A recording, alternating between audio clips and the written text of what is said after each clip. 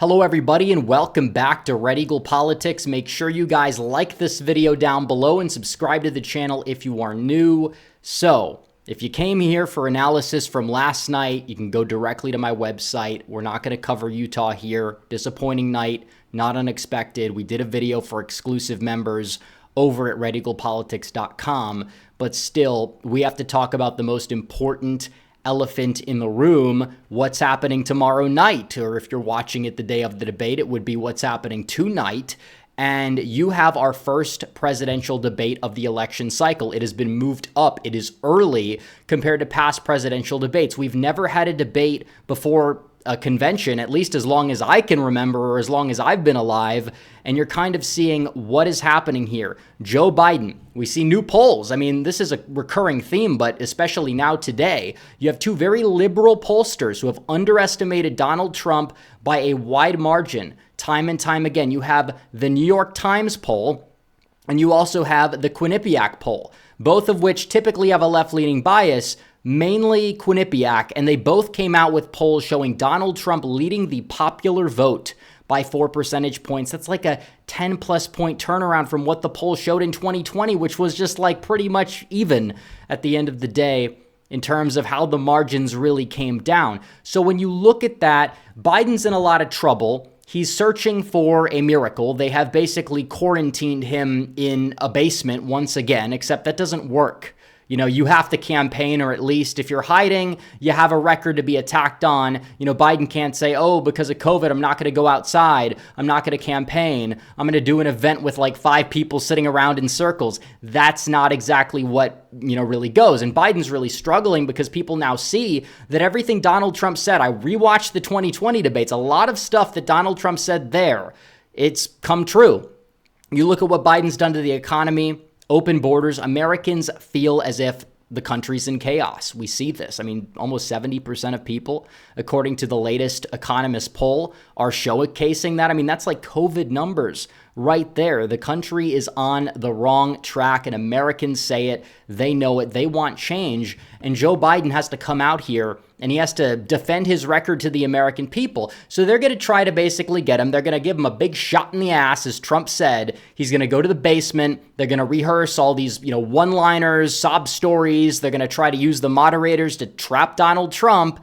And at the end of the day, they're praying that, we can maybe say Biden exceeded expectations, or maybe they're trying to rattle Trump's cage, which is ironic because that's what Trump tried in the first debate with Biden in 2020. All he did was go out there, try to interrupt him with these one-liners. And technically, Biden did start the interrupting. Let's not try to, engage in revisionist history. It was two-sided. But still, it was clear Trump wanted to belittle him, make him have that gaffe. It didn't really work.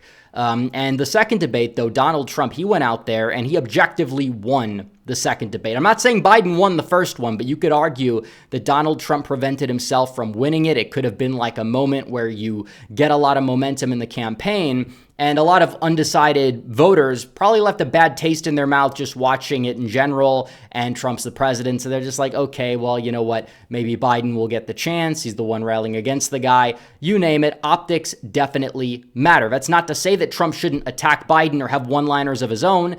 He obviously should. He's going to be hit from all angles with lies. Biden's going to say them. Trump is going to be the one to respond. I'm sure he's going to get a lot of help in terms of Biden from these moderators over at CNN with a very storied anti-Trump history where they have said the most TDS-ridden things possible. But you know what? Donald Trump, I think it was a good thing for him to accept the debate because he did say anytime, anywhere, any place.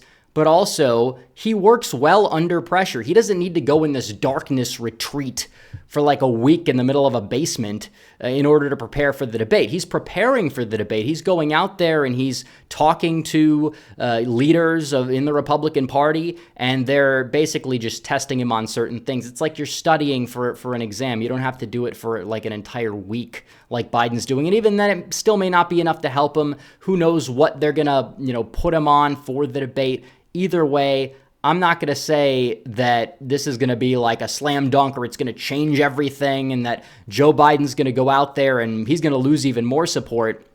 But there's just so much to attack Biden on. and Trump needs to do it effectively. And you know that they're going to set traps up. You know that the moderators are going to come out. They'll try to interrupt Trump because they can. Biden can't, but the moderators can, and it very well could be like a 3-on-1. But at that point, our undecided voter is going to be swayed by media bias, especially at a time when a record percentage of the American public has a negative view of the mainstream media. I can't exactly say that that is going to be the case. And yeah, Biden is going to come out there. They're going to try to talk about 1-6. They're going to try to talk about the 2020 election, democracy, which again, Trump is definitely going to have some things prepared for this debate on those things. Abortion as well. Biden, I'm sure, is going to say, oh, Trump wants to ban abortion. Not true. He doesn't want a national abortion ban. You know, the Biden campaign was banking on Trump coming out in favor of one. He said he would oppose it. Now they're still saying that he supports it. And again, Biden's going to say, you have to apologize to all these women. He's going to come up with some sob stories. He's going to have one-liners. Just be prepared. It's not going to be a slam dunk. We know how these things go. But so long as Donald Trump goes out there and makes his case that, yeah, everything 4 years ago, you know, the economy, you know, everything, inflation was low. You talk about foreign policy, foreign affairs were, you know, I would say that he was doing a good job overall. He was keeping people like Kim Jong-un at bay, getting him to come to the table. You didn't have Russia invading Ukraine. You didn't have 10/7, all these other conflicts. You didn't have China at risk of like taking Taiwan. You talk about the chaos. This is kind of what it comes down to. Donald Trump, he's going to go out there and he's going to make his case. And if he does that, he's going to come out of the debate the de facto winner, because even if the debate's a tie, you know what happens? Donald Trump wins, because Donald Trump is just basically trying to run out the clock at this point. Definitely the media is going to try to inflate Biden, and they're going to say, oh, well, he did better than anticipated. That's the problem. Don't fall into the trap. That's the trap they want you to fall into. You cannot fall into it. Donald Trump himself is saying, no, you know, I watched his 2012 debate. We're expecting that Biden to show up. He's going to get a big shot in the ass, and probably he will of something. I don't know what it is. I don't know what he takes, but he's definitely like more alert, and, you know, he can at least stand up when he has to do like a big public appearance. You know, when he's just at these like mandatory foreign visits, he's a total disaster. Everybody's laughing at us.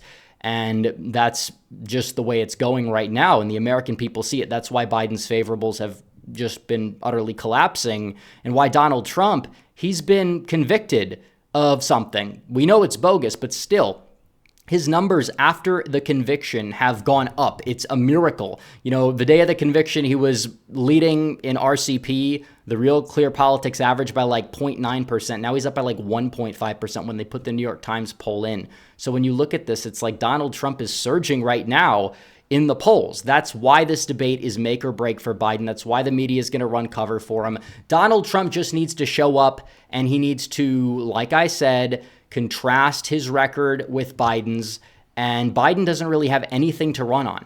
He has nothing. He could talk about abortion, which is now a state's issue, not a national issue. Trump can still win on the topic. He could twist the facts about 1-6. He could twist the facts about whatever he needs to do, but it's, you know, all fake. And now you have Donald Trump there to basically attack him back on these issues. You have the border. You have everything.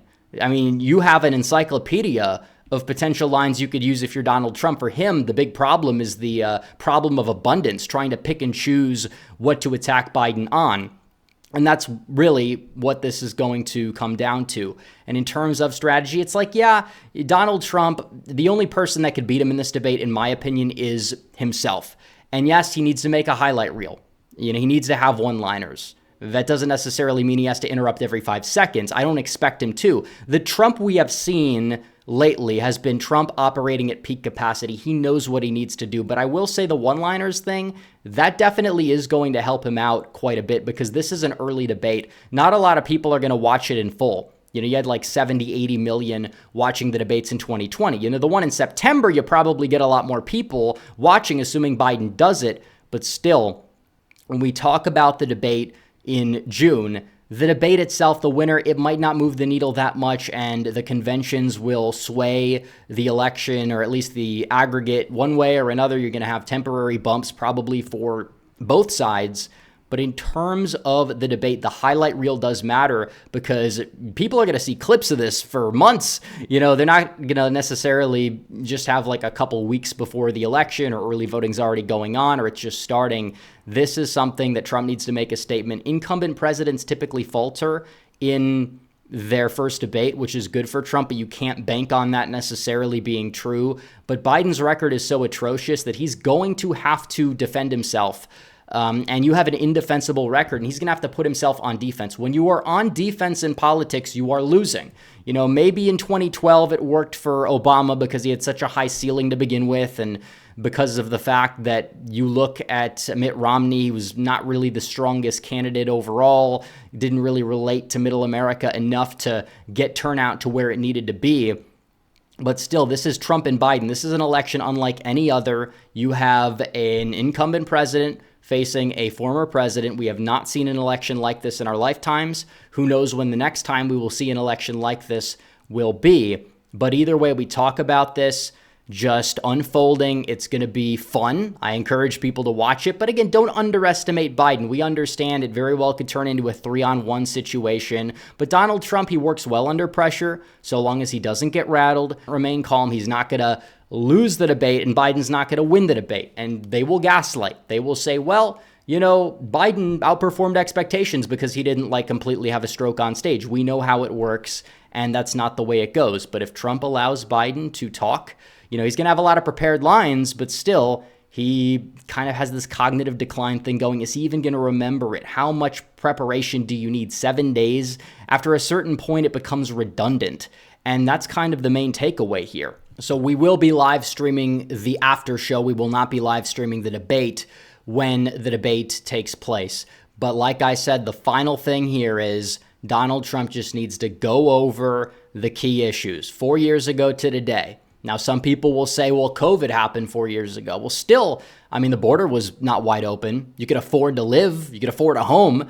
COVID was temporary. These were lockdowns by Democrat governors. And Biden trying to bring back COVID as a key issue, it's not going to work out well for him because the Democrat position on COVID has become extraordinarily unpopular as of late. And the American people don't even want to think about it. So we will see what happens. We'll see it unfold. We'll be here tomorrow live streaming right after the debate. I will see you guys all there, hopefully. But anyways, guys, thanks for watching this video. Like this video down below. Comment down below. Tell me your predictions.